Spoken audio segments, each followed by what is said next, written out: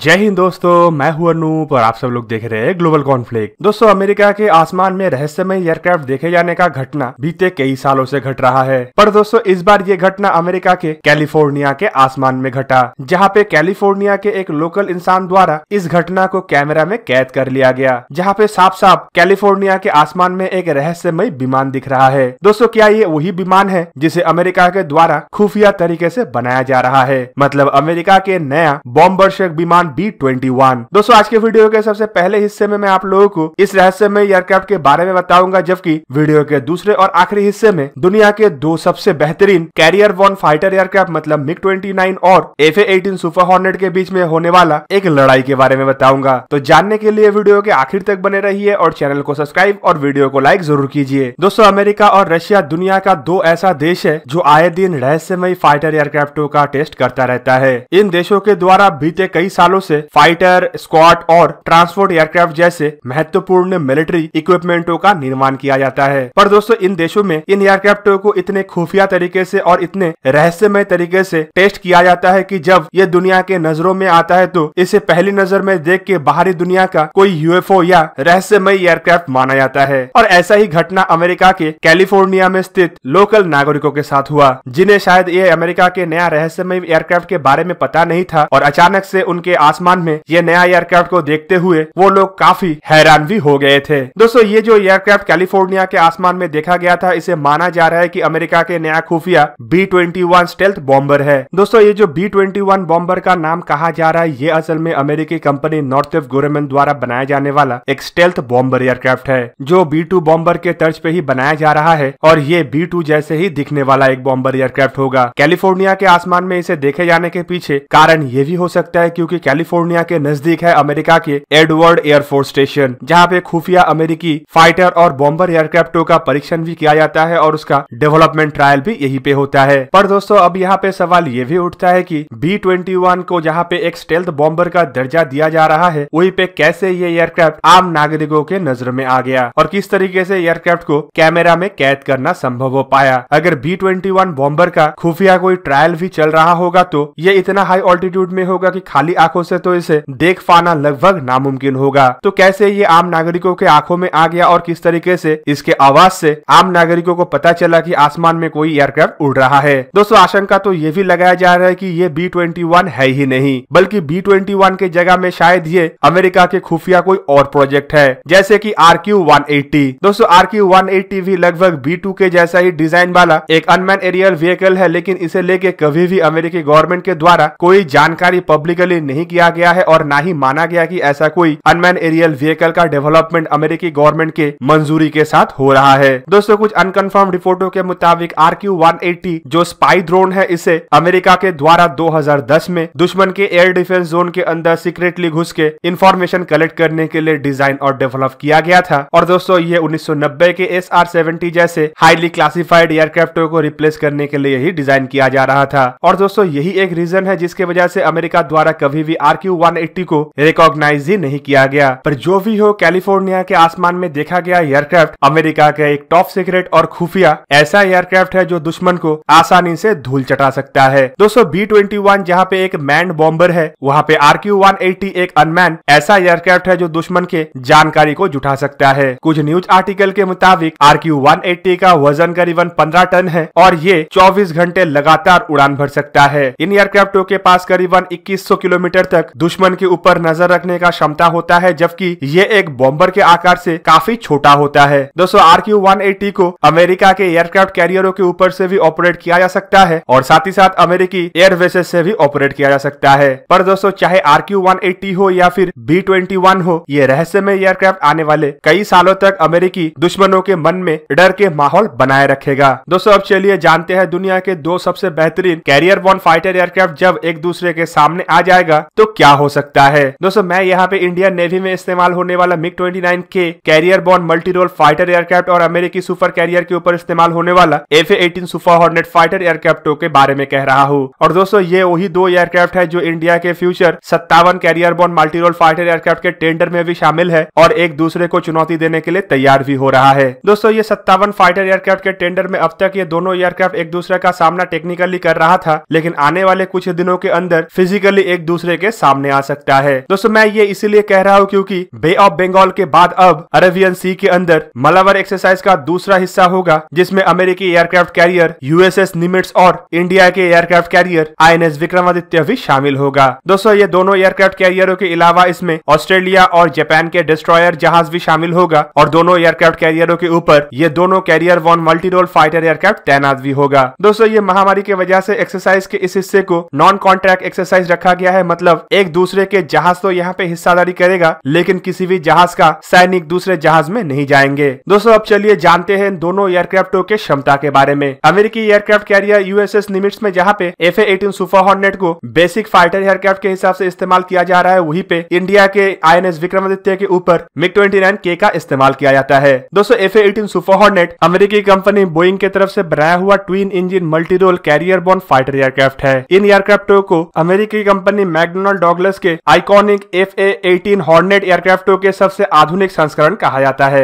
दोस्तों single seated FA-18 super hornet aircraft air to air और air to surface हर तरीके का हथियारों को कैरी कर सकता है। इन एयरक्राफ्टों में प्राइमरीली 20 मिलीमीटर के M61 रोटरी कैनन लगाया हुआ है, जबकि इसके अलावा बियॉन्ड विजुअल रेंज के लिए M120 AMRAAM जैसे long range air to air missile और मीडियम और शॉर्ट रेंज के लिए M9X साइडवाइंडर जैसे मिसाइलों को लगाया गया है। जबकि इसके अलावा एट फ्लेयर टारगेटिंग पॉड्स और एयर टू ग्राउंड टारगेटिंग के लिए GVU-38B JDAM और GVU-54B लेजर JDAM जैसे बॉम्ब्स को भी लगाया जा सकता है। दोस्तों खबरों के मुताबिक कुछ दिन पहले जो इंडिया और अमेरिका के बीच में 2+2 डायलॉग हुआ था, उसके दरमियान भी अमेरिका द्वारा इंडियन नेवी के लिए FA-18 सुपर हॉर्नेट एयरक्राफ्टों का पेशकश किया गया था। इवन अमेरिका इन एयरक्राफ्टों को MMRCA टेंडर के तहत भी भारत को बेचने के लिए प्रयास कर रहा है। अमेरिका भारत के दो बड़े और प्रमुख टेंडरों को हासिल करने के लिए बोइंग कंपनी के इन एयरक्राफ्टों को लेकर काफी तगड़ा लॉबिंग भी कर रहा है और एक तरीके से अमेरिकी गवर्नमेंट इन एयरक्राफ्टों के बिक्री के लिए भारत को मनाने का कोशिश भी कर रहा है। दूसरी तरफ इंडियन नेवी के एकमात्र एयरक्राफ्ट कैरियर के ऊपर सोवियत यूनियन के बनाया हुआ MiG-29 के आधुनिक वर्जन MiG-29K का इस्तेमाल किया जाता है। दोस्तों ये भी एक twin engine multi role carrier वन फाइटर एयरक्राफ्ट है जो हवा से हवा और हवा से जमीन दोनों ही मिशनों को अंजाम दे सकते हैं। इंडियन नेवी के पास जो MiG-29K एयरक्राफ्ट है इसे 4+ जनरेशन के फाइटर एयरक्राफ्ट इसीलिए भी कहा जाता है क्योंकि इसमें पुराने MiG-29 के तुलना में कई सारे अपडेट किया गया है और नया मल्टी मोड रैडर को भी लगाया गया है। दोस्तों MiG-29K के पास हथियार के रूप में प्राइमरीली एक 30 मिलीमीटर के